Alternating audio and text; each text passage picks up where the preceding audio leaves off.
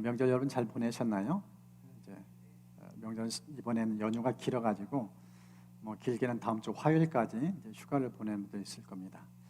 이제 가족끼리 여행도 떠나기도 하고 그런데 하나님 경외하는 분들이랑 이렇게 가족 단위로 오셔서 함께 예배를 주셔서 너무 감사합니다. 여러분 가정마다 하나님 주신 은총 때문에 기쁘고 좋은 일 많으시길 축복합니다. 오늘 성경의 내용을 보면 예수님께서 우리 인생 가운데 참 좋은 복을 주시기 원하시는데 우리가 생각보다 그 복을 누리지 못한다는 거예요. 왜 그런지 원인에 대해서 말씀하고 이 복을 누리시는 그 비결, 지혜를 우리에게 들려줍니다. 상호 대조를 통한 그 메시지인데요. 제가 이제 명절을 보내면서 한 책을 읽었는데 인생에 대한 아주 참 이렇게 의미 깊은 이렇게 비유를 들었어요. 인생을 살면서 사람들이 바라본 인생관이 조금씩 다르다는 거예요. 20, 30대 특징이 어떤가 이렇게 기록됐습니다. 20, 30대는 인생이 마치 산에 오르는 것 같이 보입니다. 그들에게 인생이 확실합니다. 노력하면 다 할 수 있을 것이라 여깁니다. 무엇인가 해내고 말겠다는 의지로 불타올라 정상을 향해 올라갑니다. 정상에 자신 있게 오를 수 있다고 믿습니다. 정상이 서 보겠다는 야망도 같습니다. 20, 30대 패기 열정이 있잖아요. 요즘 뭐 사회 장벽이 참 어려워서 힘든 부분도 없지 않지만은 일단 20, 30대 특징은 패기 열정입니다. 열심히 땀 흘려 수고하면은 원하는 정상 목표에 이룰 수 있다. 이런 꿈 포부가 있어요. 그런데 이제 40, 50대가 되면은 인생관이 좀 달라져요. 그러나 40, 50대가 되면 인생이 다르게 보이기 시작합니다. 인생은 정상을 향해 오르는 것이 아니라 언제 끝날지 모르는 사막을 지나는 것이라는 사실을 깨닫게 됩니다. 인생은 무언가를 성취하기 위해 사는 것이 아니라 살아남기 위해 사는 것이라는 사실, 이것을 깨닫게 된다는 거예요. 아마 40, 50대 이제 앉아 계신 분들은 이게 공감해 갈 거예요. 끄덕끄덕하고 그렇지 20, 30대 내가 등반하는 기분으로 살았지. 근데 세월 앞에서 인생은 등반이 아니구나. 진짜 끝없이 펼쳐지는 광야. 그 길 향해서 무턱대고 걷는 인생. 가도 끝이 없는 광야. 그런 심정이라는 거예요. 글은 계속 이렇게 이어집니다. 우리는 지금까지 인생을 산에 오르는 것으로 생각했습니다. 어떻게 하면 더 높은 산에 오를 수 있을까? 어떻게 하면 남이 올라가지 않는 산에 올라갈 수 있을까? 이런 고민을 했습니다. 그런데 사실 인생은 산에 오르는 것보다 광야를 지나는 것과 더 많이 닮아 있습니다. 결혼하는 것이 산에 오르는 것이라면 결혼 생활은 광야를 통과하는 것입니다. 아이를 낳는 것이 산에 오르는 것이라면 아이를 키우는 것은 광야를 통과하는 것입니다. 직장에 들어가는 것이 산에 오르는 것이라면 직장 생활은 광야를 통과하는 것입니다. 이처럼 광야를 지나는 것이 인생인데 많은 사람들이 산에 오르는 것처럼 등산을 신고 로프를 들고 있습니다. 아직도 인생에 보는 눈이 안 열렸다는 거예요. 여러분 지금 무슨 신발을 신고 있나요? 지금 어디 향해서 걷고 있나요? 산인가요? 아니면 광야인가요? 글은 이렇게 이어져요. 인생에서 광야가 더 많이 펼쳐져 있음을 안다면 사람들 더 높은 곳을 향해 오르려고 발버둥 치지 않을 것입니다. 더 빨리 올라가려고 애쓰지도 않을 것입니다. 광야인 줄도 모르고 산을 오르는 것처럼 살고 있기 때문에 힘들고 지치고 낙심하는 것입니다. 이제 좀 등반 그만하라는 거예요. 언제까지 이 길이 끝날지 모르기 때문에 광야길 완주를 해서 최선을 다해서 한 걸음 내릴 것을 말씀합니다. 오늘 11장은 보면은 앞부분 읽지 않았는데 1절부터 14절에 광야에서 외친 자를 삶을 살았던 세례 요한에 대한 글이 인용되어집니다. 세례한 그는 광야에서 외친 자의 소리라는 별명을 가질 만큼 광야 인생을 살았어요. 그는 광야 시절 지내면서 먹고 입는 거 너무 단조로웠어요. 메뚜기와 석청, 들꿀 그걸 먹고 하나님께 주신 사명을 감당해서 광야에서 외친 자의 소리의 사명을 감당했습니다. 그래서 이 광야에서 하나님 말씀을 증거하면서 많은 사람들이 이 세련의 목소리, 그 음성, 그 메시지에 귀를 기울여서 너도 왔습니다. 그리고 그 메시지를 듣고 자신들을 돌아봤어요.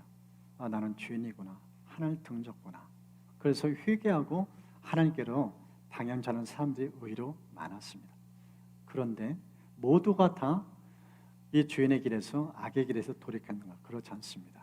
오늘 이 본문을 보면은 2절 가운데서 요한이 옥에 갇힌 내용을 소개하세요. 무슨 뜻일까요? 요한이 전하는 메시지에 귀를 기울이지 않았다는 거예요. 오히려 그 소리가 듣기 싫어서 그를 잡아 옥에 가뒀다는 거예요. 그런 신세예요. 그런 입장에 놓여 있는 거예요. 이제 그런 가운데서 요한이 그 아픔을 토로해요. 도대체 이게 뭐냐? 나는 사람들의 옳은 길, 진리의 길, 바른 길에서 가도록 회개를 촉구했고 하나님께로 향하도록 메시지를 전했는데 왜 정작 나는 이렇게 붙잡혀서 옥살을 해야 되는가? 자유를 잃었어요. 신태한산할 수밖에 없어요. 너무나 낙심되고 마음이 아픔이 있는 거예요. 그래서 이 본문을 보면은 요한이 예수님께 사람을 보내요. 자기 제자를 보내서 당신 진짜 메시아 맞습니까? 당신 진짜 우리가 기다리던 메시아 맞습니까? 그 얘기를 묻도록 해요. 그때 예수님께서 이 본문의 5절 보면 이렇게 답변하도록 말씀하십니다. 맹인이 보며 못 걷는 사람이 걸으며 나병 환자 깨끗함을 받으며 못 듣는 자가 들으며 죽은 자가 살아나며 가난한 자에게 복음이 전파된다 하라. 지금 예수님께서 오셔서 하신 사역, 청각, 시각 장애 가진 사람들이 새로운 세상을 맞이했다는 거예요. 앞을 볼 수 없었어요. 사물을 인식할 수 없었어요. 사람과 제대로 소통할 수 없는 사람이었었어요. 그런 사람들이 눈이 열리고 귀가 열려요. 새로운 세상이 열린 거예요. 메시아만 할 수 있는 일을 하신 거예요. 걷지 못한 사람이 정상이 돼서 마음껏 행복하게 되어져요. 당시에 나병, 불치병이었어요. 무슨 질병에 노출돼서 고통받다 세상 떠나야 됐어요. 그런 사람조차 예수님이 고쳐줬어요. 이건 예수님 메시아라는 사실을 제대로 보였다는 거예요. 내가 이런 일을 하기 위해서 왔다. 이 얘기를 전해주게 만들어줘요.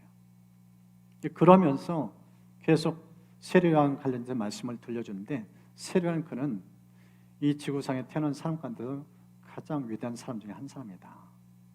그러면서 세례요한이 이 옥살을 하면서 고통받는 것에 하나님께서 위로의 메시지를 예수님께서 들려주세요. 너 정말 잘했다. 최선을 다해서 바른 길 삶에 제시했다. 너는 하나님께 존귀 쓰임받은 인생이다. 지금도 그건 잊지 않는다. 이 얘기를 들려줘요. 그러면서 예수님을 통해서 이 실족하지 않은 사람은 복이 있다. 나 때문에 의심하거나 시험받거나 그럴 필요는 없다. 나 믿고 제대로 하나님 뜻대로 살았으면 그거 속하다. 그거 하나님 절대 잊지 않는다. 이러면서 제자를 통해서 그 위로의 메시지를 전해주도록 하십니다. 그러면서 이 본문의 12절을 보면은 세례 요한 때부터 지금까지 천국은 침노를 당한다. 이런 말씀을 들려줘요. 이제 그러면서 오늘 본문의 이 15절로 이어집니다. 여러분 15절을 보십시오. 귀 있는 자는 들을지어다. 귀 있는 자는 들을지어다. 천국에 대한 얘기를 하는데 천국의 의를 누릴 수 있는 길이 무엇인가? 귀에 달렸다는 거예요. 여러분 다 귀에 있어서 듣고 계시잖아요. 그런데 오늘 본문을 쭉 보면은 예수님 하신 말 가운데 이 왜 15절 했는지 그 이유가 나와 있어요. 생각보다 사람들이 귀가 있어도 안 듣는데요. 귀가 닫혔다는 거예요. 앞서 말씀했잖아요. 듣지 못한 사람 귀를 열어줘서 들을 수 있도록 또 해줬어요. 그런데 정작 귀가 있는데 못 듣는 사람들이 있다는 거예요. 그 사람들에서 예수님께서 왜 이렇게 못 듣는가? 그 이유에 대해서 세 가지를 밝히고 있어요. 오늘 먼저 그것을 같이 좀 살펴보려 합니다. 사람들이 왜 복음에 대해서 천국에 대한 메시지를 왜 이렇게 경청하지 않는가? 그 원인 첫 번째, 오늘 본문을 보면 불감이라는 단어로 제가 요약을 했어요. 감각이 죽어있고 마비됐다는 거예요. 여러분 본문의 16, 17절 보십시오. 예수님이 이 세대의 비유를 듭니다. 그러면서 아이들이 장차는 자 동물을 불러서 피를 불어요. 그런데 이 10절 보니까 피를 부는데 사람들이 어떤 반응을 보니까 춤을 추지 않아요. 여러분 피르는 흥겨운 음악이에요. 노랫가락이에요. 그러면 사람들이 어깨가 들썩들썩거리면서 동시에 춤을 추는 게 정상적인 사람의 감각의 사람의 모습이에요. 그런데 피를 부는데 전혀 무반응이에요. 그래서 이제 다시 바뀌었어요. 슬피 울고 있어요. 애통하고 있어요. 근데 사람들 얼굴 표정 보니까 전혀 반응이 없어요. 공감이 없어요. 눈시울 적시고 함께 울어준 사람이 아무도 없어요. 무반응, 무감각. 천국 메시지를 들려주는데 사람들이 이렇게 감각이 마비되었다는 거예요. 이게 이 세대 특징이라고 주님이 말씀하고 있어요. 여러분, 우리 주변의 친구들, 지인들 만나서 예수님 얘기, 천국 얘기해 보세요. 별 관심 없어요. 딴 얘기하자고 화제 바꿔요. 그거 귀찮고 잔소리고 나에겐 별반 중요한 얘기 아니라는 거예요. 그런 식으로 대부분에 반응해요. 지금 이 세대가 그런 세대라고 예수님이 말씀하고 있어요. 귀가 있어 듣는 게 아니라는 거예요. 감각이 마비되어 있어서 듣지 못하고 있다고 말씀을 하고 있습니다. 성경을 보면 마가복음 5장에 예수님께서 이 귀신 들려 고통받는 사람을 다가가서 고쳐주셔요. 이 귀신을 쫓아내주셔요. 이 사람이 이제 정신이 온전하게 돼요. 근데 성경을 보면 이 사람이 귀신 떼가요 수천 마리가 공격해서 완전히 삶을 피폐하게 만들어요. 잠을 잘 수 없어요. 옷도 입지 않아요. 그리고 그의 삶의 환경 어딘가 무덤가예요. 살아있으나 죽은 목숨이에요. 얼마나 불쌍한지 예수님이 직접 찾아가서 이 귀신들을 쫓아내고 이 사람을 정신을 온전하게 만들어줘요. 사람이 그 소식을 듣고 예수님과 이 사람 곁에 다가와요. 그런데 사람들이 어떤 반응을 보였는지 성경에 이렇게 기록됐습니다. 그들이 예수께 와서 귀신 들린 사람 곧 군대 귀신에 사로잡혔던 사람이 옷을 입고 제 정신이 들어 앉아있는 것을 보고 어떻게 했다고요? 두려워했다. 여러분 이해가 되셔요? 동네 사람들이 이 사람을 모르지 않아요. 왜요? 이 사람이 무덤가에서 고래고래 소리치는 소리 때문에 잠을 못 자고 일상생활 못할 정도였어요. 이 동네는 그런 동네였어요. 그러니까 이 사람 정신이 온전하다는 뜻은 뭐예요? 드디어 우리 동네에 평화가 찾아왔다. 표정도 그렇고 정신도 그렇고 우리가 똑같은 모습으로 직접 대면한 거예요. 그러면 어때요? 얼싸안고 기뻐 뛰어야 돼요. 우리 동네 드디어 예수 안에서 살기 좋은 동네. 이런 반응은 보여야 돼요. 근데 성경은 전혀 그런 반응 안 보여요. 그걸 보고 사람들이 두려워 떨었대요. 그런 다음에 17절은 어떻게 펴는가? 예수님을 쫓아내요. 살기엔 좋은 동네로 만들어줬는데 예수님 필요 없다고 쫓아내요. 여러분 이해가 되셔요? 진짜 이해할 수 있는 모습이야. 어떻게 이렇게 반응하는가? 이게 감각이 마비된 세대 특징이라는 거예요. 기쁜 예수 함께 즐거워해야 돼요. 고통받는 이웃이 고통에 해방됐으니 얼마나 좋은 일이에요. 기뻐하지 않아요. 오히려 두려웠다고 표현하고 있어요. 그리고 고쳐진 예수님 쫓아내버려요. 이게 지금 불감증에 있는 이 세대의 특징이라는 거예요. 영적으로 죽어 있어요. 그래서 이 천국의 은혜를 못 누리고 있다고 표현하고 있습니다. 두 번째 부분을 보면은 이 귀가 닫혀 있는 사람, 귀가 있으나 듣지 못한 사람의 특징, 이 복음의 귀를 귀자는 특징, 판단이라고 말씀하세요. 두 번째는 판단. 여러분 성경 18절 보십시오. 세례요한과 연예 19절에 있는 예수님, 어떤 시각으로 예수님을 보고 있고 세례를 보고 있는지 보십시오. 18절. 요한이 와서 먹지도 않고 마시지도 않으며 그들이 말하기를 귀신이 들렸다. 앞서 제가 말씀드렸잖아요. 광야에서 외치는 자의 소리. 광야는 먹을 게 없어요. 똑같은 음식이에요.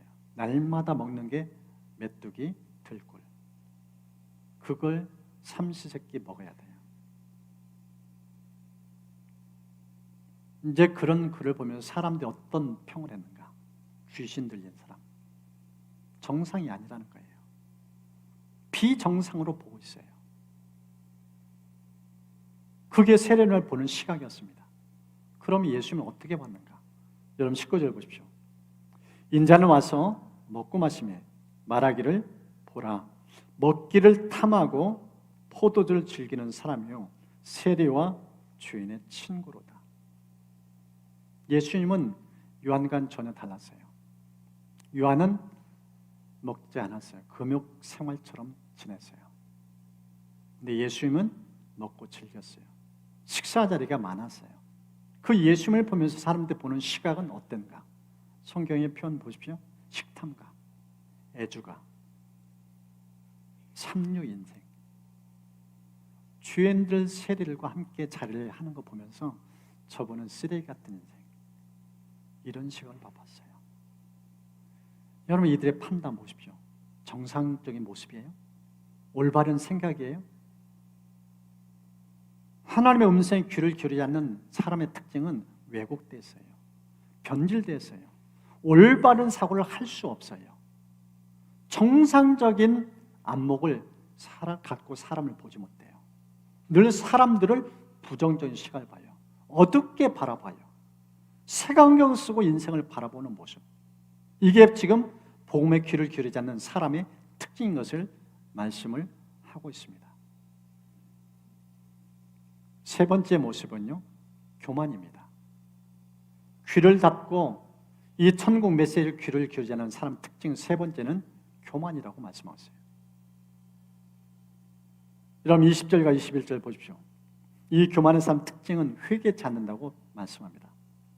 예수께서 권능을 가장 많이 행하신 고을들이 회개하지 않으므로 그때 책망하시되 화 있을진저 고라시나 화 있을진저 베세다야. 너희에게 행한 모든 권능을 두루와 시돈에서 행하였더라면 그 뒤에 벌써 베옷을 입고 제앉아 회개하시라. 이 두루와 시돈은 이방 나라예요. 지금 이스라엘 땅에 왔어요. 자기 백성들에게 얼마나 공을 들여서 예수님이 자신이 메시아임을 드러낸지 몰라요. 시각 장애고 평생 고생했던 사람 눈을 뜨게 해줬어요. 듣지 못한 사람 귀를 열어서 의사소통하게 만들어줬어요. 걷지 못한 사람 자기 눈앞에서 벌떡이라 걷는 거예요. 초잔대 역사가 한두 건이 아니에요. 수많은 표적들을 봤는데 이 동네 사람 특징이 무엇인가? 이 갈릴리 지역에 있는 주민들이 전혀 무반응해요. 마음이 들뜨지도 않아요. 성경은 그 원인이 무엇인가? 연여 23절에 이렇게 표현했습니다. 가버나마 내가 하늘에까지 높아지겠느냐? 음부에까지 낮아지리라.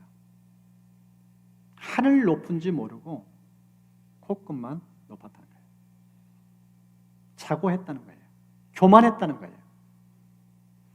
여러분 교만하면은요 관심이 없어요. 내가 최고인데 누구 말을 듣겠어요? 누구 말을 경청하겠어요? 재미없어요. 귀찮아해요. 무관심하고 무반응 보여요. 그래서 잠언서는 교만한 자에 대해 이렇게 경고를 합니다. 교만은 패망의 선봉이요 거만한 마음은 넘어짐의 앞잡이니라. 하늘 높은지 모르고 고개를 들고 있으니까 하나님이 그냥 떨어뜨린다는 거예요. 그렇게 말씀하고 있어요. 오늘 본문의 세 가지의 모습 보십시오. 일단 감각이 죽어 있어요. 귀를 기울여야 되는데 귀를 기울이지 못하게 만드는 감각이 죽어 있어요. 무반응이에요. 무감각이고 그뿐만 아니라 판단력이 흐릿해요. 사람들 제대로 못 봐요. 항상 사람들 왜곡된 시각으로 봐요. 예수님의 보는 시각이나 세련을 보는 시각이나 어느 누구 하나 좋게 옳게 못 봐요. 늘 비난이에요. 정죄예요. 그런 시각을 갖고 인생을 바라본다. 이게 귀가 열리지 못한 사람의 특징이라고 말씀을 하고 있어요. 그 근본적인 부분을 보니까 뿌리가 어디 있는가? 교만이에요. 인생의 중심에 자기가 앉아 있어요. 자신이 왕이에요. 내가 인생의 주인이에요. 어느 누구도 인생 탓하지 말라는 거예요. 내 인생은 내가 알아서 간다는 거예요. 그런 모습을 오늘 성경은 말씀을 하고 있습니다. 이런 사람들 향해서 이렇게 살면 안 된다는 거예요. 그러면서 주님이 세 가지 대안을 제시해요. 진짜 복음에 귀들으며 사는 것이 복된 인생이다. 그 세 가지의 대안. 그 첫 번째가 무엇인가? 마음의 순수함을 가져야 할 것을 말씀해요. 순수한 마음. 여러분 25절 봐주십시오. 우리 25절 함께 좀 스크린 보면서 읽겠습니다. 그때 예수께서 대답하여 이르시되 천지의 주제이신 아버지여 이것을 지혜롭고 슬기 있는 자들에게는 숨기시고 어린 아이들에게는 나타내심을 감사하나이다. 지금 예수님께서 하나님 아버지가 어떤 분이신지 설명을 해줘요. 하나님 아버지는 사람에 따라서 달리 인생사를 개입하셔 일하신다는 거예요. 지혜롭고 슬기는 사람, 다른 말로 표현은 내가 최고요, 내가 똑똑하다고 이해하고 있는 사람, 자기중심적인 사고가 강화된 사람, 그대에게는 하나님께서 천국에서 감췄다고 표현하고 있어요. 이와 반면에 정반대의 사람, 어린아이 같은 사람, 이 사람에게는 천국의 비밀을 알려줬다고 표현하고 있어요. 나타내셨다고 표현하고 있어요. 여러분, 인생은요, 이 둘로 딱 구분돼요. 내가 최고요, 내 인생 내 것이요, 내 마음대로 하겠다. 그럼 하나님 깊이 관여 안 하셔요. 그런데 나는 부족하다, 나는 모자라다, 나는 도움이 필요하다. 그런 사람 하나님 다가가셔요. 말씀하셔요. 천국 비밀의 세계를 깊이 있게 알려주셔요. 오늘 본문을 보면은 어린아이 같은 마음을 갖는 게 중요한 것을 강조합니다. 우리 귀가 열리려면은 아이 같은 심령이 필요하다는 거예요. 여러분 아이들 특징이 무엇이십시오? 아이들 특징이 뭐예요? 마음이 열려 있어요. 들어요. 어른들 특징이 뭐예요? 10대 시절만 넘어가도 귀를 닫아요. 마음을 닫아요. 자아가 강화되고 형성되기 때문에 10대 시절은 부모 말도 잘 안 통해요. 그래서 이 복음 전하는 분들 통계를 보니까 복음은 어릴 때 일찍부터 복음 들려주는 게 필요하다. 데이터를 보니까 그래요. 4세부터 14세까지 복음을 전하면요, 자그마치 85%가 예수를 믿어요. 그런데 이제 15세부터 30세가 넘어오는 10%가 결신을 해요. 여러분, 나이가 점점 들어가면서 천국은 관심이 없어요. 예수님에서 무반응해요. 그리고 30 넘어가서는 5%가 결신해요. 생각해 보세요. 뭐가 지혜로운지, 똑똑하다는 게 무엇인지, 하나님 말씀에 귀를 기울이지 않고 천국 메시지 예수님에 대해서 무반하는 게 그게 똑똑한지. 오늘 성경은 예수님 통해 우리에게 하시는 말씀이 그거예요. 진짜 지혜가 뭐냐? 인생 많은 경험했다고, 많은 학문 섭렵했다고 진짜 똑똑한 지혜로운가? 아니라는 거예요. 하나님 아버지의 말씀에 대해서 예수 그리스도에서 열린 마음이 가고 경청하지 않는 그 사람 진짜 지혜자가 아니라는 거예요. 그래서 어린 사역하는 분들은 이 아이들 세대, 다음 세대 깊이 있게 교회가 헌신해야 된다. 우리 교회도 거기에 좀 집중적으로 좀 투자하고 힘을 좀 쓰려고 합니다. 이 어린 선교 중요성에 대해서 5가지 이렇게 요약을 했어요.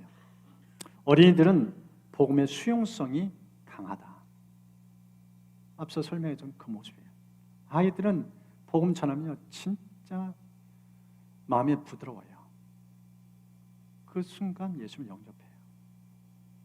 그 특징이 있어요. 두 번째는요, 아이들 선교는 비용이 생각보다 적게 들어요. 간식 조금, 작은 선물. 근데 어른들은 신경 많이 써야 돼요.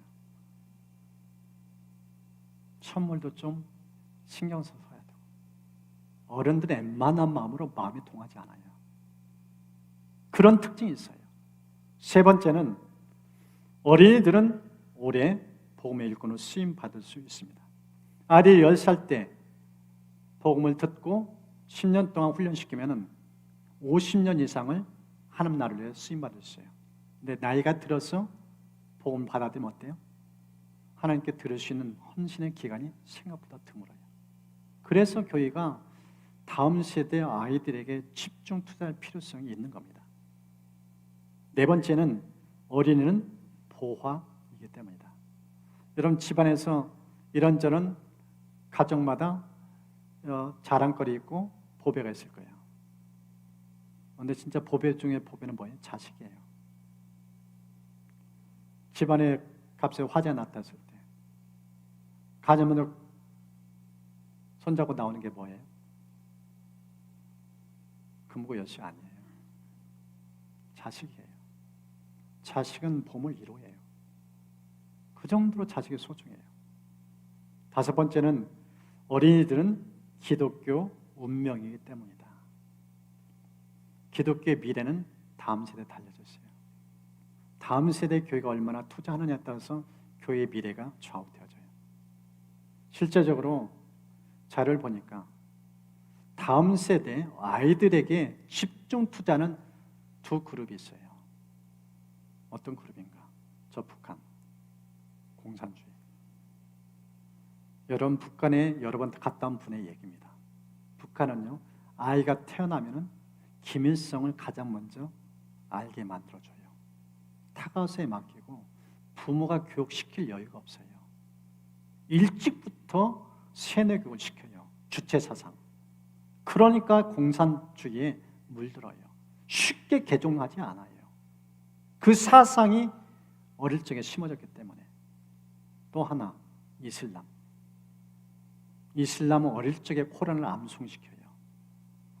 그 코란을 외우니까 쉽게 개종하지 않아요.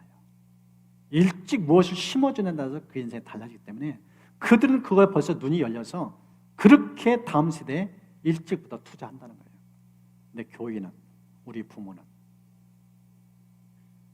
자식들 세상 출세해서 열심히 땀 흘려 수고하는데 진짜 신앙 교육에 얼마나 투자하는가 생각보다 드문다는 거예요. 공산주의 사상에 물든 한 청년이 연인과 절규하는 편지 쓴 내용이 있어요. 이런 글입니다.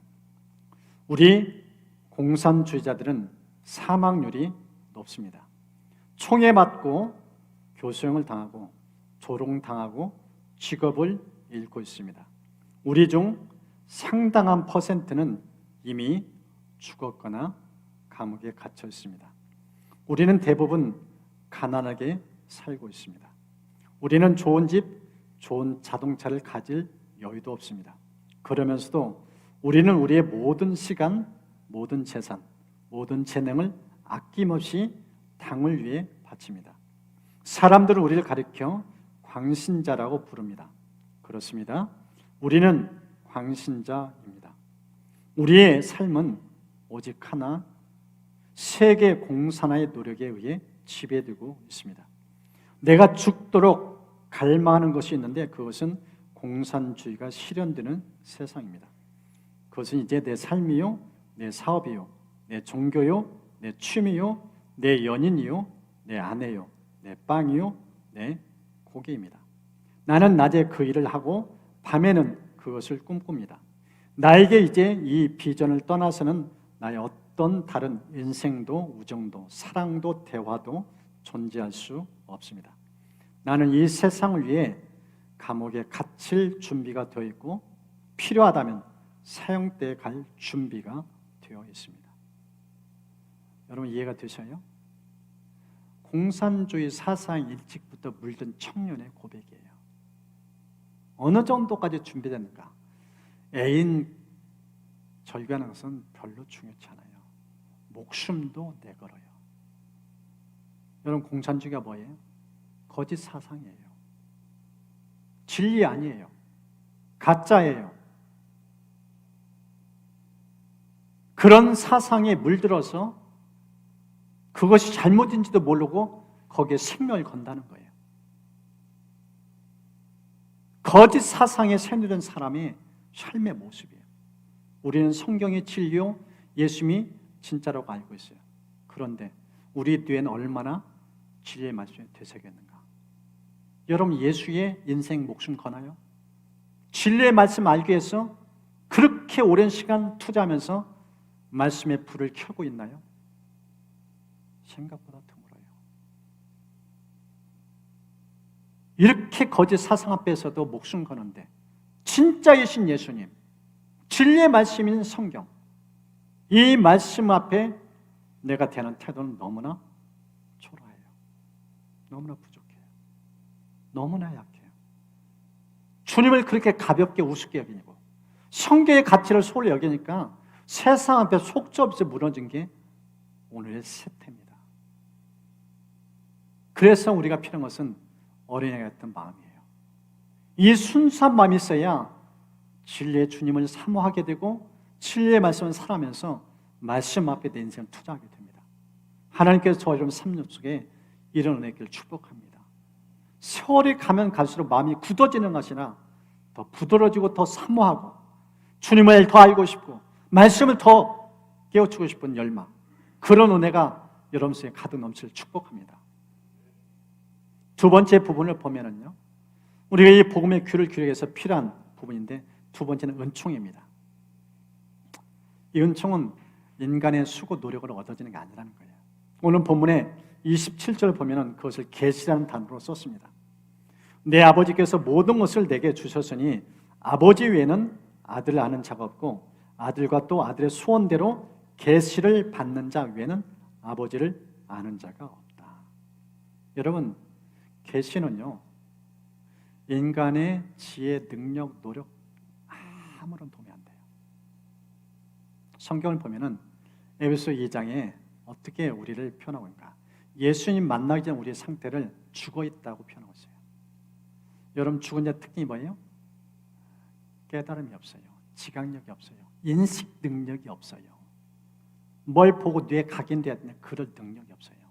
그럴 정도 인간은 죄를 통해서 하나님과 단절된 것을 표현하세요. 연결이 안 되고 완전히 끊어졌어요. 이 끊어진 것은 인간의 노력을 가지고 학문으로, 지식으로, 선행으로 예수님 알려고 하는 거 불가능하다는 거예요. 그래서 하나님 아들 되신 예수님이 오신 거예요. 계시는 두 가지였어요. 일반 계시와 특별 계시. 일반 계시는 하나님 지으신 피조물이에요. 공중 나는 새, 들의 백합화. 그걸 또 하나님을 알 수 있도록 하나님께서 은혜를 주셨다는 거예요. 그리고 우리의 양심, 그리고 인류의 역사. 하나님이 역사의 주관자이기 때문에 역사를 보는 눈이 열리면은 그것이 하나님이 살아계시면 볼 수 있다는 거예요. 하나님이 일하시는 것을 깨달을 수 있다는 거예요. 그리고 우리의 양심. 왜 죄를 지으면 뜨끔하고 얼굴이 화끈거린가? 하나님께서 우리 양심을 주셨기 때문에. 그런 때서 하나님을 알 수 있도록 하셨다는 거예요. 근데 이것만 가지고 다 아는가? 불가능하다는 거예요. 그래서 특별한 은총이 필요해서 특별 계시라는 단어를 써요. 특별 계시는 하나님 직접 나타나 말씀하셔요. 모세에게, 아브라함에게 말씀하신 것처럼 직접 또 나타나서 말씀하셔요. 때로는 꿈과 환상으로. 그런데 성경을 통해서 우리에게 특별한 계시를 주셨어요. 그래서 이 성경을 우리가 가까이 하고 이 말씀을 통해서 예수님을 알고 하나님을 알 수 있도록 하셨다는 거예요. 또 하나는 이 말씀이 육신이 되신 예수 그리스도, 그분을 만나야 진짜 눈이 열리고 마음이 열리고 하나님 아버지라고 고백할 수 있다는 거예요. 그래서 특별 계시 중에 가장 중요한 두 부분이 성경 말씀과 예수 그리스도, 이 둘을 통해서 하나님 깊이 알 수 있도록 하셨던 것을 성경 우리에게 말씀합니다. 성경을 보면은 마태복음 16장에 예수님이 길을 가시다가 가이사랴 빌립보라는 그 지역에 가면서 두 가지 질문을 제자들에게 해요. 첫 번째는 사람들이 예수님에 대해서 어떻게 이해하고 있는지. 그래서 제자들이 세례란 선지자 등등 얘기를 쭉 꺼내요. 그런 다음에 예수님이 그렇다면 너희는 나를 어떻게 생각하느냐? 그때 시몬이 유명한 신앙 고백을 하죠. 주는 그리스도시요 살아계신 하나님의 아들이십니다. 예수는 메시아로 인정해요.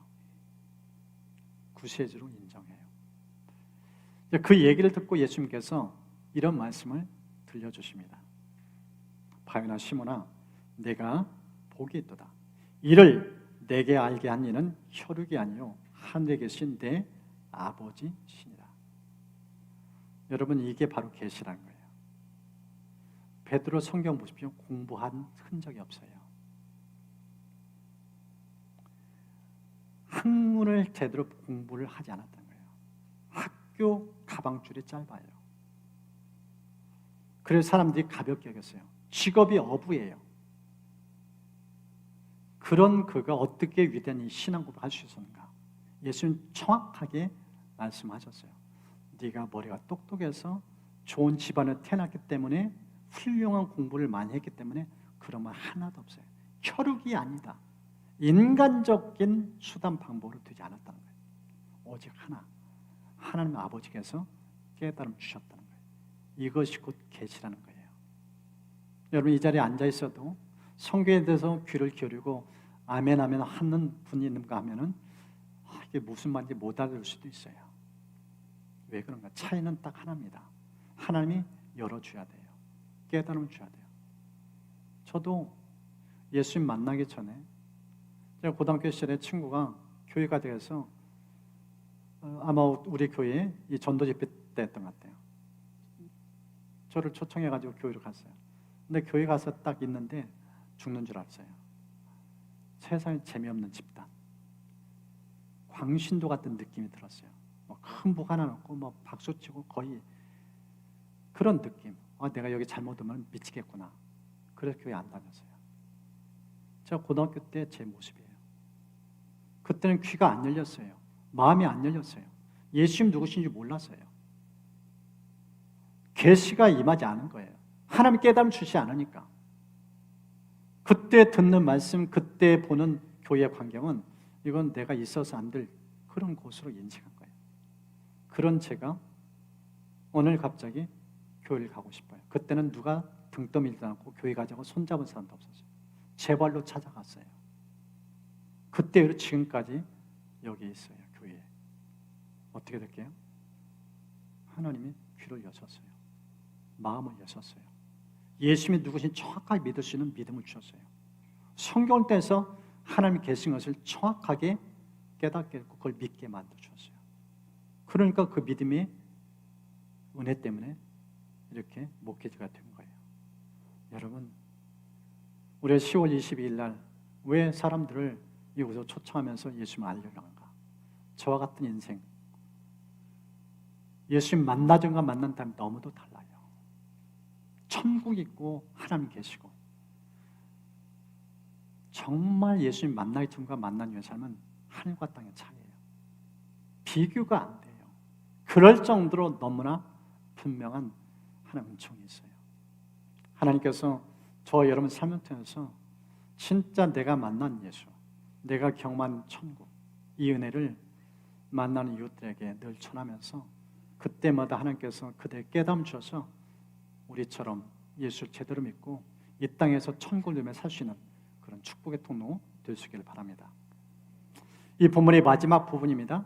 이제 이 복음의 귀를 기울여서 필요한 부분은 학습이라는 단어로 요약할 수 있어요. 여러분 본문의 28절 이하의 말씀 보십시오. 예수님 인상을 이렇게 표현하고 있어요. 수고하고 무거운 짐진 자들. 그 자리에서 주님이 하신 말씀입니다. 다 내게로라. 내가 너희를 쉬게 하리라. 나는 마음이 온유하고 겸손하니 나의 멍에를 메고 내게 배우라. 그러면 너희 마음이 쉼을 얻으리니 이는 내 멍에는 쉽고 내 짐은 가벼웁니다. 여러분, 예수님이 우리를 보는 시각은요 고단하고 지쳐있다는 거예요. 다 어깨가 늘어졌다는 거예요. 죽을 맛 인생. 편히 쉬는 사람이 없어요. 안식이 없어요. 늘 고단해요. 왜 이렇게 고통을 겪고 있는가? 오늘 성경을 보니 예수님이 근본 원인을 지적하고 있는데 배우지 않았다는 거예요. 예수님께 나와서 하나님의 음성을 듣지 않고 있다는 거예요. 내 생각, 내 주장, 내 뜻대로 살려고 하니까 그렇게 인생길이 고단하다는 거예요. 지금 그 얘기를 들려주고 있어요. 그래서 그런 인생에서 변화가 있어야 비로소 마음의 안정도 찾고 이 땅에서 천국의 은혜를 맛보며 살 수 있다. 이 메시지를 지금 들려주고 있습니다. 그래서 그 핵심 단어가 내게 와서 배우라, 학습하라는 거예요. 여러분, 예수 잘 믿는 길은요, 귀가 열려야 돼요. 자꾸 듣기를 즐거워해야 돼요. 저도 주중에 되면은 여러 책들, 또 여러 말씀들, 또 여러 강의들 끊임없이 들어요. 듣는 만큼 열려요. 인생에 지혜가 있고 안목이 열려요. 배우지 않으면요, 사람이 단조로워져요. 외골수가 되어져요. 자아가 강해져요. 그러면 특징이 무엇인가? 피곤해요. 내 영혼이 쉼이 없어요. 열린 만큼 깨달은 만큼 삶의 안정감을 누려요. 그래서 오늘 성경 예수님이 그 메시지를 강조하고 있는 겁니다. 제가 이 말씀을 준비하면서 한 책을 읽었는데 그 책에 보니까 한 인물의 소개가 있어요. 우리나라 분은 아니에요. 농사꾼 아들로 태어났어요. 20대에 예수님을 만났어요. 만남과 동시에 나라 사랑의 마음이 생겼어요. 그때 당시 이 사람이 200년 전의 얘기인데 이 나라는요, 문맹률이 너무너무 심했어요. 책을 읽지 못한 사람이 절대 다수였어요. 대학교는 흔적도 없었고 그런 나라였어요. 그러니까 경제적으로 낙후됐고 정신 문맹이니까 삶의 모든 게 다 뒤져 있어요. 그런 상황 속에서 하나님께서 한 젊은이를 일깨웠어요. 이 젊은이에게 성경을 손에 쥐어줬어요. 성경 때 눈이 열렸어요. 자신의 인생이 바뀌어졌어요. 진리의 말씀을 통해서 지혜가 생기고 인생 보는 안목이 열린 거예요. 그러면서 이 은혜를 나만 알면 안 되지. 그래서 이 젊은이가 전국 방방곡곡을 다녀요. 근데 이 나라는 눈이 많아요. 스키를 타고 다니면서 동네방네 찾아가면서 사람을 만나요. 성경을 선물해주고 하나님의 말씀을 가르쳐요. 30년 동안 성경 공부할 수 있는 소그룹 모임을 몇 개를 열었는가? 1000개를 열었어요. 1000개. 한 젊은이가 한 나라를 뒤바꾸는데 그렇게 올인한 거예요.